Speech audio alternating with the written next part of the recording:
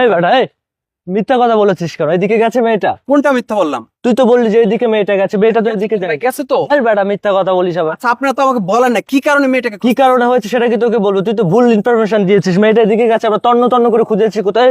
মমিন দেখতো এর ভিতরে আছে কিনা।